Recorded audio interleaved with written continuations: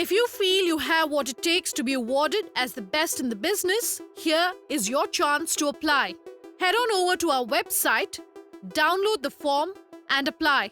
If you face any troubles when applying or feel the need to get in touch with us directly, email us, call us, tweet at me directly at Sunanda_J or join our Facebook group.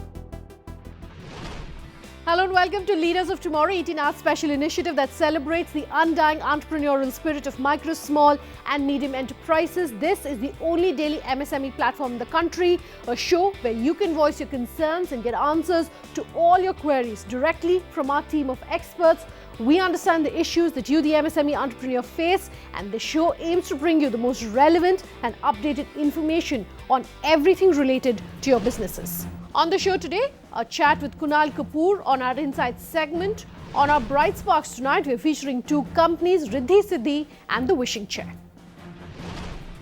Now, this is the season of gifting and it's also the season of giving. Here is how you, the MSME entrepreneur, can use your might and mind for social good. I had a freewheeling conversation with Kunal Kapoor of Ketto. Here's what he had to say about this crowdfunding platform and how companies are using CSR to make a change. Listen.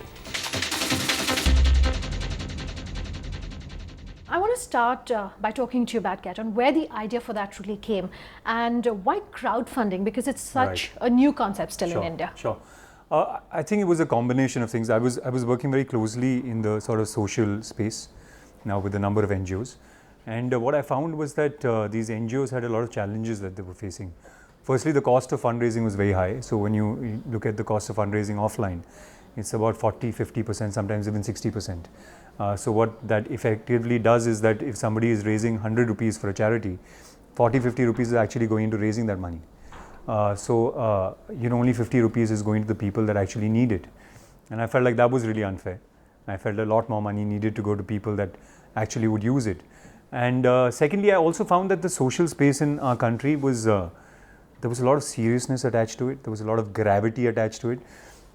Because of which a lot of people that wanted to be associated with it felt like this was not for me, so they kept away.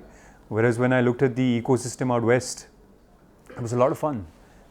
Celebrities are involved, people are running marathons, there's garage sales, there's really innovative ways of raising money. It's a serious business, but how you're going about it is fun, and you're making it sort of inclusive for everybody. So I felt like that was a sort of ecosystem that we needed to create in this country as well. Talk to viewers about your own journey and your own story as an entrepreneur. Well, it's been really interesting. I mean, when I started off, there was a dream that we wanted to do this, but I wasn't from the space. So there's a lot that you sort of learn as you go along. There's some meetings that we've gone to, and there's terms that have been thrown at me, which I was like, you pretend like you know these terms, but you really don't know what that's about. And you sort of learn on the job. Luckily for me, the team, whether it's Varun or Zahir, they're people that come from this sort of background and they understand it really well. But I think I've done fairly well.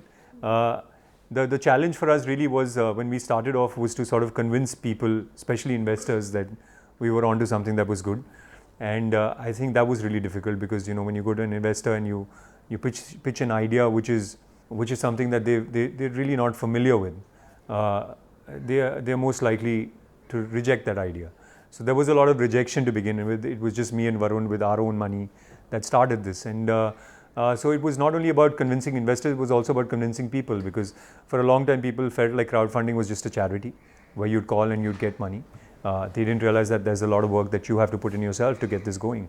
And as far as investors go, for me, the most interesting story was that we met this one investor when we were starting off, and he said, look, I don't believe in the concept of crowdfunding. I don't think it's going to work. But what's important is that you believe in it. Because if you do, then few years later, I'll look back and I'll think to myself that I wish I had believed in that. And what was great for us was that in the last round of funding, he invested in the company 4 years later. So it was a full circle. We had somebody that was like, no, this is not going to work and I don't want to invest in this. And 4 years later, he was like, you guys were right and, I want to be part of this. So yeah, I think it's been an interesting journey. It's been a journey of failures. It's been a journey of learning. And now it's been something that's extremely satisfying because it's growing. And at the same time, I think it's something that is really sort of helping people at the same time. Since you were talking about how it's done in the West versus how it's possibly being done in India, I want to ask you to elaborate on that. How giving or how charitable are Indians? You know, I think that it's a misconception that Indians are not giving because I've had a conversation, actually more arguments than conversations about this with a bunch of people. And I think we are giving, but you know, it's just very disorganized. Now, when you look at a platform out west, they have things like they have stars of the week, you know, people that have raised a lot of money or people that have given a lot of money, and people are not ashamed to put that out there. Here there's still a, you know, sort of, we feel sort of shy to say that we've given, or that because we've grown up with this whole thing कि ऐसे दो कि एक हाथ को दूसरे हाथ को पता ना चले कि एक हाथ दे रहा है. So you should be, you know, very quiet and humble about it. Humility is great, but I think, you know, you should sort of come out and say that you are giving because you set the right example. You know, you're not saying that, look, I'm so wonderful that I've given somebody. What you're effectively saying is that, you know, this is a good thing to do and I've done it. And if I can do it, then so can you. So I think we are giving. I just think that it's not spoken about so much, and I think it's disorganized right now. We started this conversation with you talking about social media. Right. How can social media help startups and entrepreneurs who are possibly watching this show go about building a brand for themselves online? Right. I mean, social media, I think digital media is incredibly important right now. I mean, as far as Keto goes, we've never advertised. We spend no money on advertising at all. Everything that has happened on the platform has happened because of virality. And virality because people have shared it on social media. Or you've had celebrities that have shared stuff on social media. Or you've had people that have, you know, successfully had a campaign and then, you know, gone and told somebody that you must try this platform. So social media really is really, really important, whether it's Facebook, Twitter, Instagram. All these are really powerful mediums of, you know, getting the word out. I think you just have to be, what I find really important is that you have to be focused in your message. You know, you can't be vague because there's so much information that's thrown at you. You have to be specific, and I think you have to create content that is that lends itself to virality.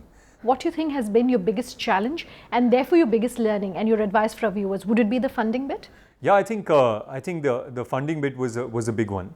The other thing is obviously the technology that goes into, you know, running a platform like this. So when you're starting off, you make a couple of mistakes, and fortunately enough, we learn from those mistakes. I think you have to. The big challenge and the big learning for me is that you have to constantly sort of adapt yourself. And I think the most successful companies are the ones that have been flexible. They've believed in the idea, but they've also been sort of adaptable. And I think we've done a lot with our technology as far as that goes.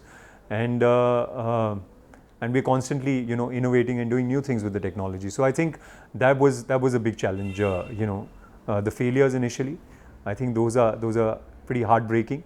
But I think you've got to stick to what you believe in, and you've got to constantly adapt. You were talking about the first 2 years when a lot of your learning came through your own personal experiences. Right. Would having had a mentor on board change things possibly? Yes, it would. I mean, we did have somebody that was advising us, a couple of people that were advising us, but I think it does. I mean, also what I've learned is that, you know, when you have investors that are not only putting in the money, but also, you know, can be mentors, I think that is a great space to be in. We've got fortunate with that. We've got a couple of people that sort of advise us and, you know, give us feedback. So I think that is also important when it comes to raising money. It's not about just, you know, taking money from everybody and anybody that is willing to give you money, but somebody that can also contribute to the business and give you feedback and sort of be a mentor as well.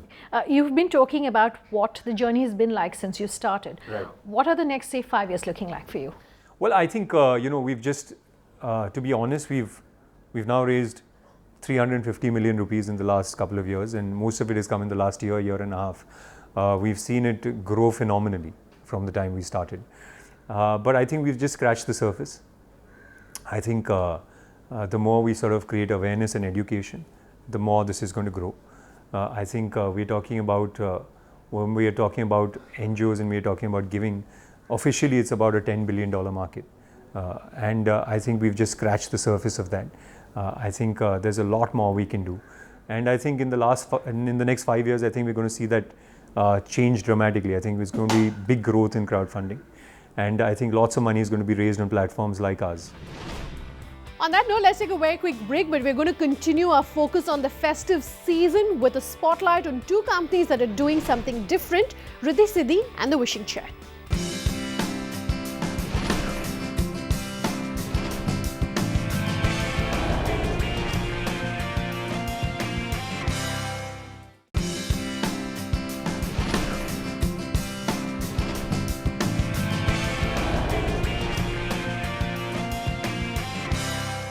Welcome back. You're with us here on the Leaders of Tomorrow, and this is our special Diwali coverage, and we're featuring two companies on Bright Sparks tonight, Riddhi Siddhi and the Wishing Chair, that are doing something different for the festive season. The festive season is upon us, and Diwali would simply be incomplete without beautifully lit diyas, but it's been said that diyas can alter destinies, and this certainly appears to hold true for our next entrepreneur. Here's a story of how one woman's hobby ultimately blossomed into a handicraft empire. Take a listen to this story that Pooja Jain is bringing us.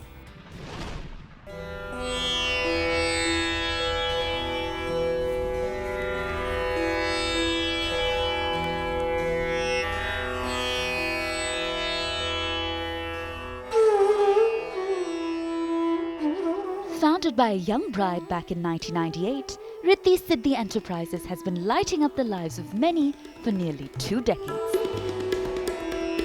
The company manufactures, distributes and wholesales an exquisite range of decorative diyas and rich rangolis.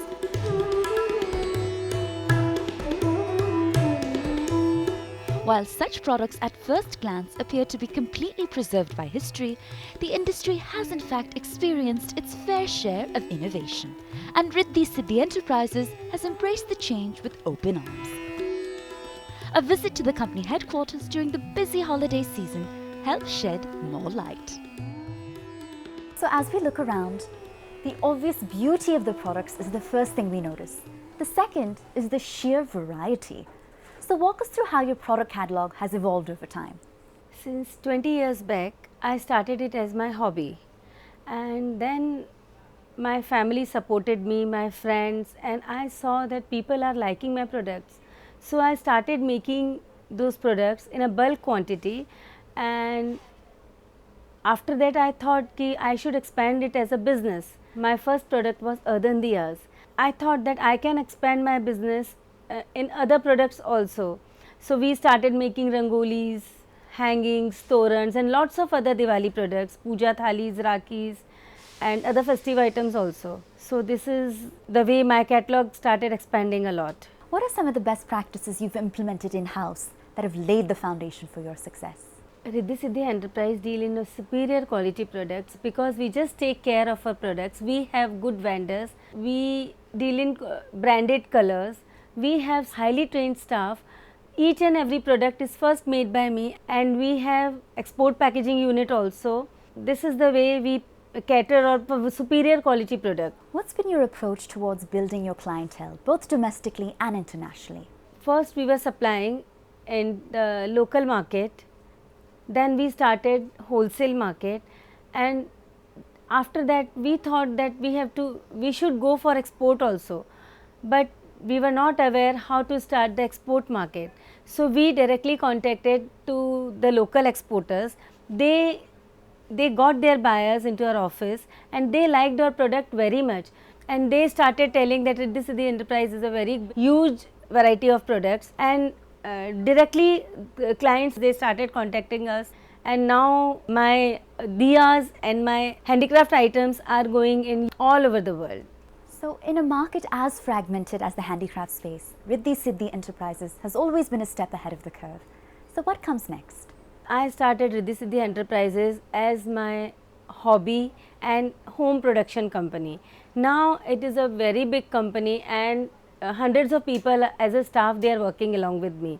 So it is my dream that I start some of other sister concerns along with hundreds of new products. When it comes to fulfilling Indian festival needs, Riddhi Siddhi Enterprises should be on the top of everyone's list. Riddhi Siddhi Enterprises diyas and rangolis are widely appreciated by loyal clients for their fine finish, innovative design, long-standing durability and ultimately their beautiful appearance. An exporter with an edge, Riddhi Siddhi Enterprises is bringing to light our colourful calendar of festivals while serving as an ambassador for Indian culture worldwide.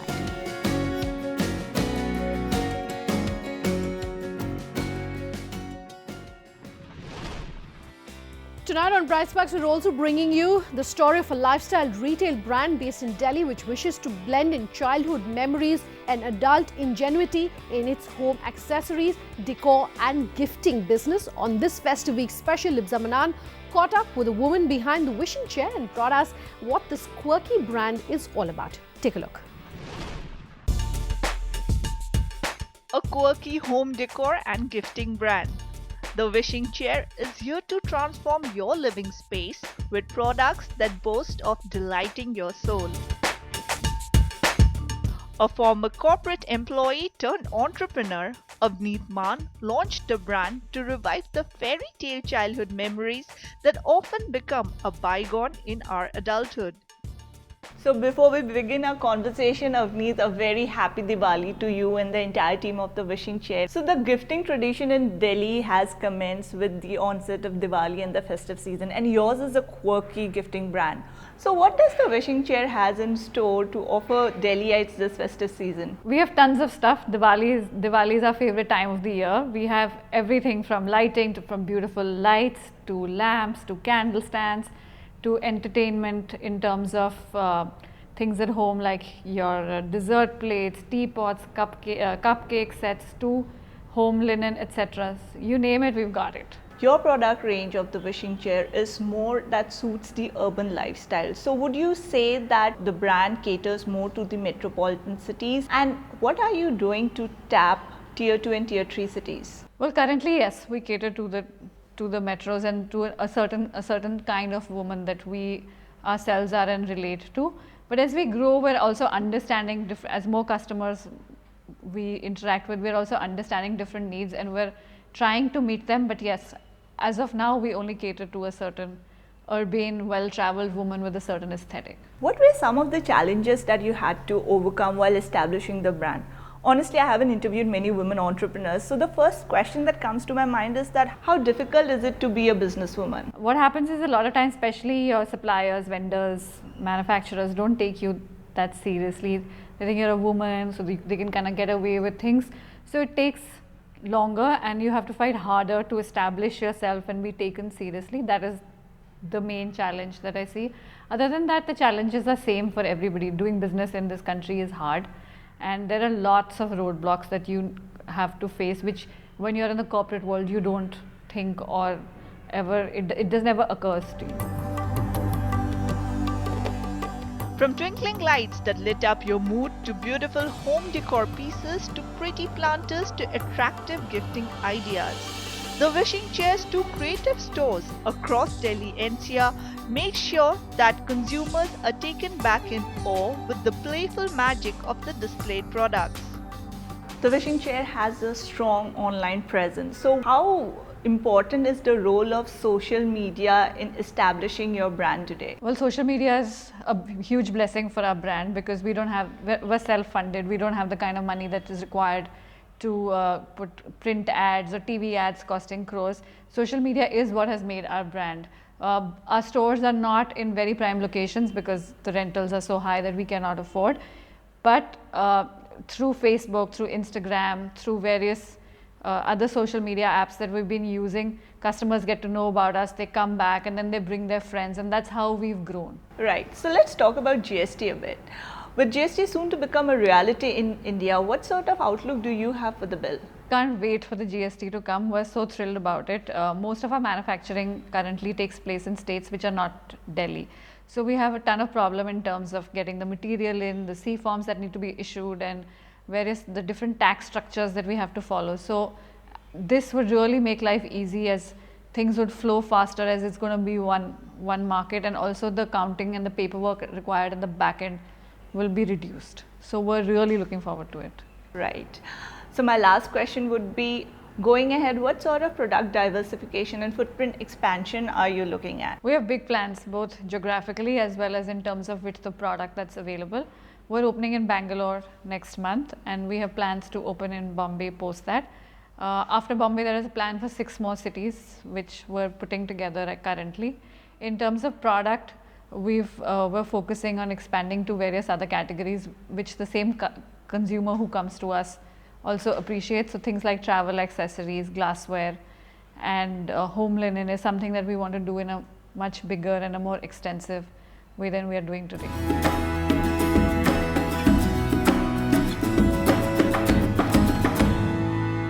Our primary research is our consumer base, and that's where we start every time we need to design new products and we need to get a new collection out. That's where we start from. We go out to the stores, our entire team goes out to the stores, talks to people, gets an understanding of what people like, what people don't like. The retail lifestyle space seems crowded with established players like that of a Chumbak or a Happily Unmarried. Amidst this, what are some of the strategies that the brand adopts to uphold its niche in the market? The Wishing Chair is a very, very feminine brand. That's what our main aesthetic is. It's quirky without being very trend focused. We don't follow world trends as such, but we follow a lot of our gut feeling. We see what's happening, what we like, what we love is what we do in the stores. How it is different from the brands that already exist is, what I would say is that it's quirky without being kitsch, and it's not hugely influenced by Bollywood or any other popular culture as such. Named after the famous fiction series The Wishing Chair by Enid Blyton, this decor brand makes you wish more for its small joyous products.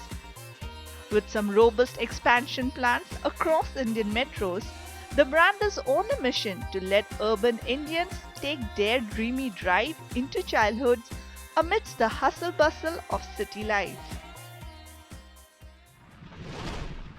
Tonight, even as global peers as well as larger companies are giving away more and more of their wealth to ensure that a change is being felt in society, we brought you tips on how you can participate in that as well. Do remember that if you have a business that you want featured on our show, you can write into us at leadersoftomorrow@timesgroup.com. You can personally tweet at me at Sunanda_J. You can reach us on social media using the hashtag LOT or call us on that number you see flashing on your screens. We promise to have all your queries answered. Thanks for watching. Have a good night.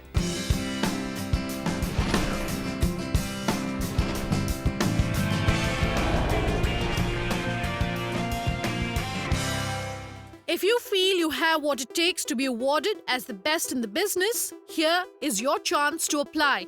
Head on over to our website, download the form and apply. If you face any troubles when applying or feel the need to get in touch with us directly, email us, call us, tweet at me directly at Sunanda_J or join our Facebook group.